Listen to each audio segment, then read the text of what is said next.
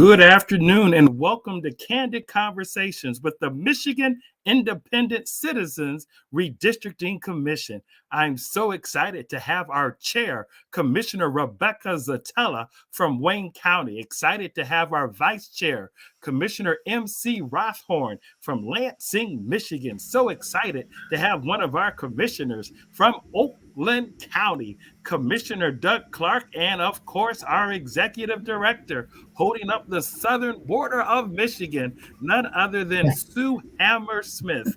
Welcome each and every one of you to our inaugural edition of Candid Conversations. Hello. Hello. Great. Welcome, Rebecca. Tell us what's going on. How are you doing? I am doing fantastic. I am very much looking forward to our public hearings coming up starting next week and looking forward to receiving public comment from the public about the draft maps that we have published. Well, great. Can you just tell us a little bit about yourself, Rebecca? Because I know people are like, okay, who is this woman? You know, what does she do? What makes her tick? You know, we see a YouTube persona, but who is Rebecca Zatella? Yeah, so I'm not just one thing. I mean, I'm a mother. I have 4 children. I'm a wife. I'm a daughter. I'm a sibling. I'm a lawyer. I practice law, although I have not been focused on that very much in the last year. And for right now, I'm a commissioner on the Michigan Independent Citizens Redistricting Commission. Okay, you said a mother of 4 children. Don't you have twins? I have 2 sets of twins. Oh, wow. So you're a strong woman. How is that like? You know, you have to, I'm assuming, do your kids drive yet? No, unfortunately, they're all under 16. So no drivers yet. I'm very much looking forward to that day. All right, Commissioner Rothhorn, tell us a little bit about yourself. You have such a great personality. We can feel your smile. Who are you, MC? Hi, Edward. Yes, it's great to be here. I'm, who am I? I have 2 children, 2 daughters, one in college and one preparing for college. I have a small intentional community in Lansing. What that means is that I didn't accidentally find my neighbors. I intentionally found neighbors who I live with, and we grow together a lot of food. So I have a big garden. So these days we have chickens, for example. We live in downtown Lansing, but we're making a lot of zucchini stuff and tomato stuff and canning applesauce. And so that's a little bit about me, especially at this time of year right now. Thank you so much. Doug Clark, we're just so happy to have you. Tell us, Doug, who are you? What makes you tick? What makes you smile? Just who's Doug Clark? Good afternoon, Edward. I am challenged by difficult tasks, and this has been a challenge for me. It's a lot more complex than I thought, and I've enjoyed working with the other commissioners. They're a great group to work with. I have two daughters. They both live out of state, and I am retired. I work for General Motors, Electronic Data Systems, and Hewlett Packard. Sounds like there's more to EDS than meets the eye, huh? There is. We got to get the right acronym. All right. And last but not least, the boss, the executive director herself, Sue Hammersmith. Welcome to the broadcast. Tell us, who is Sue? Well, thank you, Edward. In fact, I'm not the boss. I'm the employee of 13 commissioners. So my job is to help facilitate their work and provide what they need to do a great job for the state of Michigan. So I was retired for about 5 months and then jumped into this position, was hired by the commission to work with them. I love the work, and I'm so impressed with the commissioners that 13 randomly selected people could be thrown together in a group with an incredibly challenging task, as Doug has said, and do a great job and be respectful of each other in the process. And they're just a wonderful bunch of commissioners who are truly dedicated to the task at hand. Candid Conversations is just an opportunity to get to know the commission, its work, but also to answer your questions. If you can look on, and the way you answer your questions, just put them in the chat. We're on our redistricting MICRC Facebook Live, and we're also on our MICRC YouTube. And if you subscribe to those platforms, you will always know when Candid Conversations will take place. When Candid Conversations will take place, you will always know we're going to bring lawyers, we're going to bring the mappers, we're going to bring the commissioners, we're going to bring those out in the street who are recruiting people to come and and to share their opinions either through the public comment portal or the public hearings. We want to be here to talk about mapping and the issues that are going on as we get to adopt, as we say, draw fair maps. We don't say fair maps, we say draw fair maps through public engagement. And the only way we can draw fair maps through public engagement is the public has to get involved. The commission continues to hear you. Doug, talk to us a little bit. The commission decided this past week to go from 60 seconds to 90 seconds. Why was that so important? Well, we had originally had a 2-minute time limit on comments from the public at each the public hearings and at our individual meetings, and we cut it back to 1 minute because the volume was getting excessive, and it really cut short on our time to do mapping projects. However, we found that the 1 minute was not enough time, and so we compromised between the 1 minute and the 2 minutes, and we'll go in 90 seconds and see how that works. All right, Rebecca, we got a question from Greg Black. And the question is the map close to final for the representatives? I would say no at this point because we have another round of public hearings before us. We've produced at this point several alternate draft maps for the House of Representatives. And I'm not sure if he's referring to congressional or state, but we have multiple maps for both.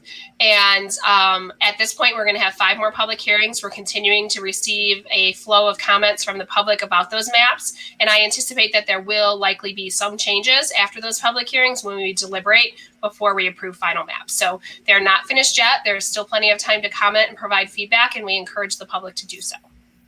MC, Marcia Copa, I hope I said the name correctly. Marcia Copa says, when will your job be done and we have our final maps?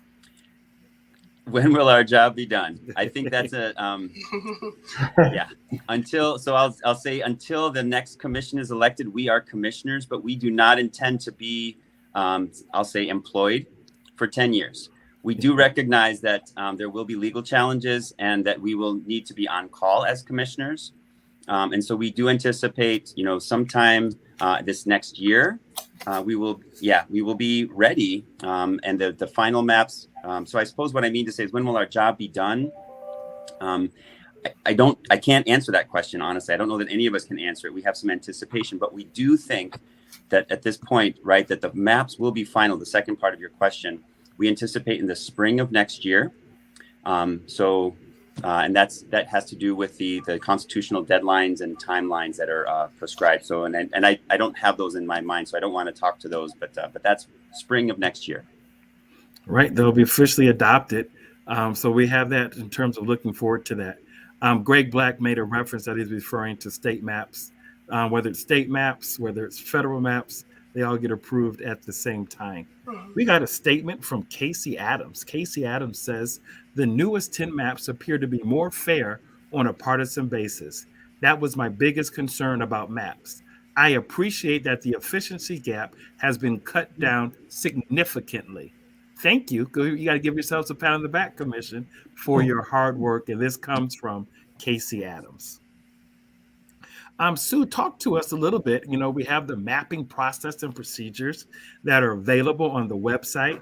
And we also have public hearing guidelines where people are able to comment available on the website. Talk to us a little bit about the importance of the mapping process and procedures that you're shepherding at this time.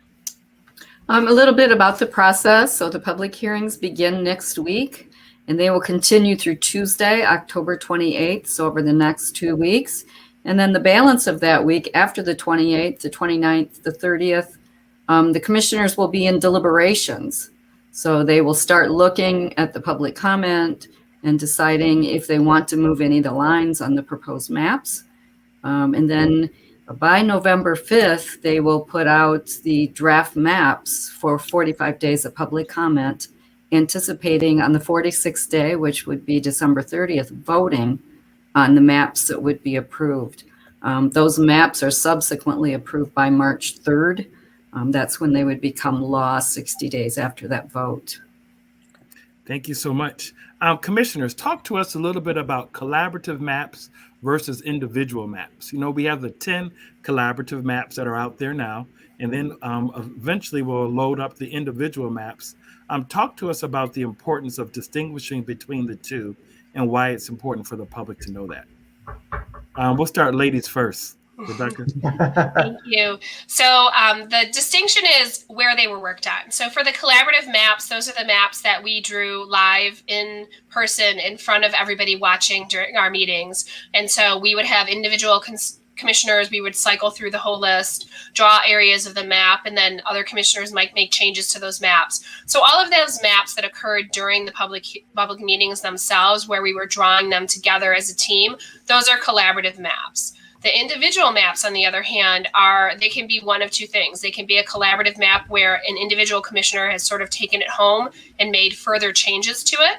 At that point, that would be an individual map, or it could be a map that a commissioner just created from whole cloth on their own without using the collaborative maps as a basis. And I would say that we have both types of individual maps. So collaborative were done as a group, live in person. Everybody could see every line we were drawing, and individuals are individual commissioners making changes either to a collaborative map or with their own unique map.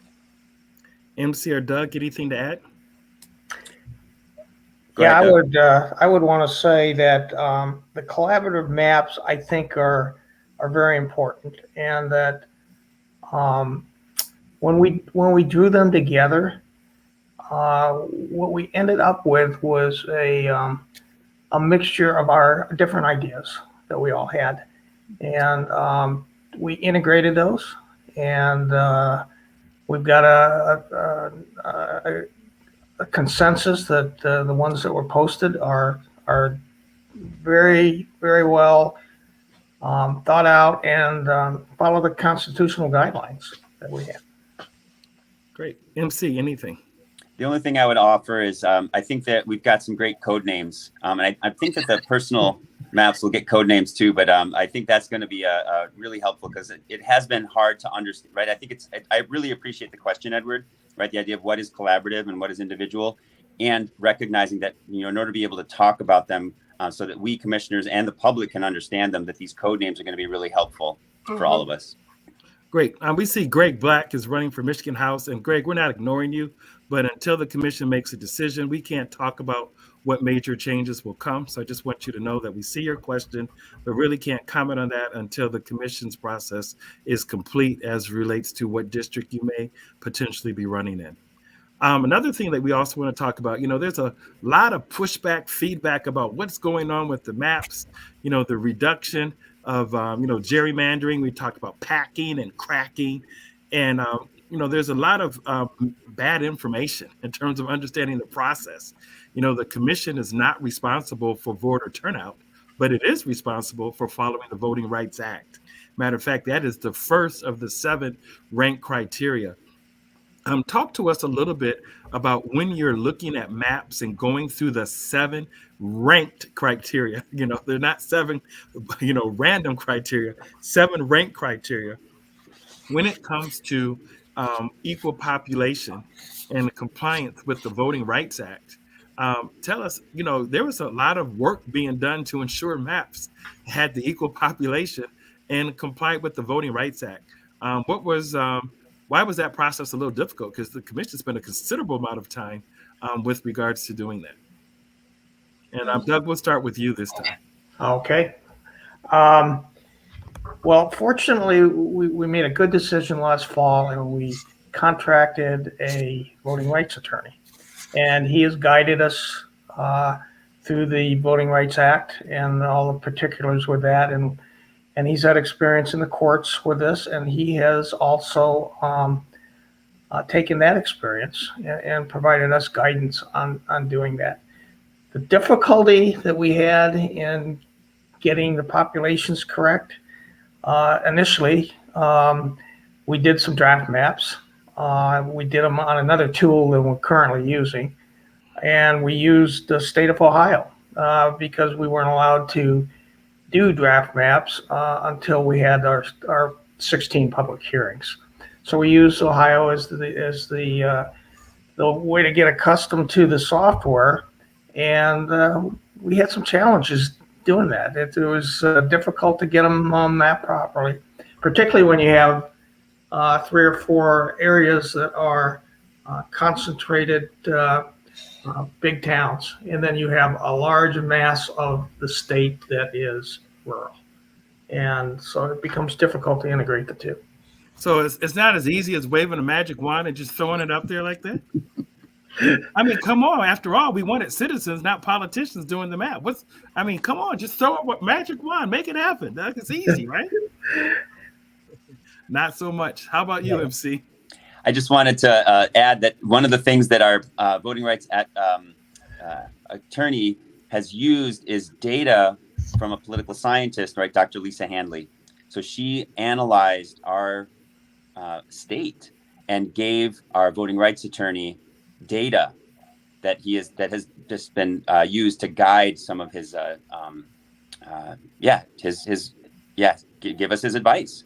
So I just wanted to offer, I think that's another critical piece. I think we've got some good and qualified expertise that we're using to navigate this. And it's not magic, but there is it's criteria, and it's prioritized in ranked order. And I think that's also part of, trying to make it a methodological, precise, as much as possible, precise process.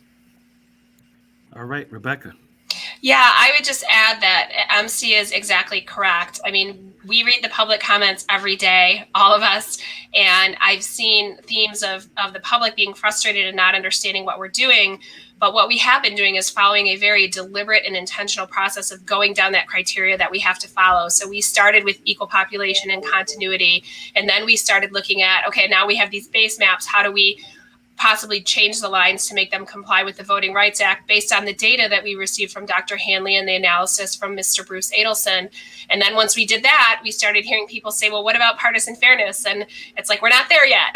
So then we started on partisan fairness, and we made adjustments for partisan fairness. So we have been very deliberately following this list of ranked criteria, of the 7 criteria, to follow our constitutional requirement, make sure the maps are fair and balanced, and working our way down that list until we came up with the proposed maps that we have released this week.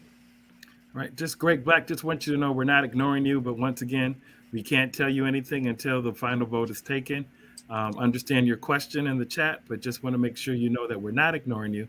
But we understand your concern, but once again, cannot comment until the process is complete. MC? I was going to offer that this criteria that both Doug and Rebecca have mentioned, right? It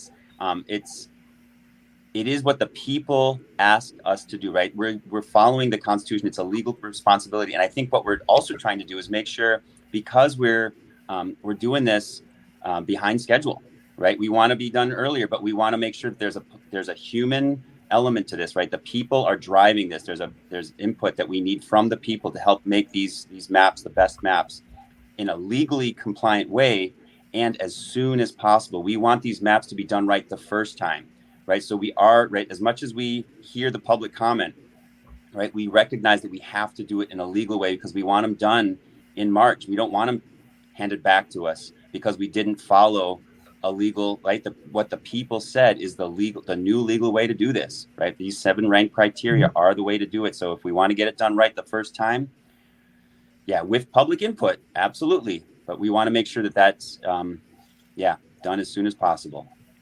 Well, we got the great crew, Sue. You said we have a great commission. We got 3 of them here. Just want to remind everyone that we will have our kickoff press conference with regards to the second round of public hearings. It will take place Monday at 2:30 p.m. Once again, our kickoff press conference that will talk about the second round of public hearings, the time, the recess, the new additions, the timelines. I mean, it's going to be packed with information so that you can be prepared to address the commission in assisting them to draw fair maps through public engagement. Once again, I'd like to thank my team, the one who hires me, Sue Hammersmith, our executive director, and as she says, the real bosses, the chair of the MICRC, Rebecca Zatella, the vice chair of the MICRC, Commissioner MC Rothhorn, and last but not least, the dean, the wisdom, the operations and development guy himself, none other than Doug Clark. Thank you so much for being a part of this inaugural edition of Candid Conversations.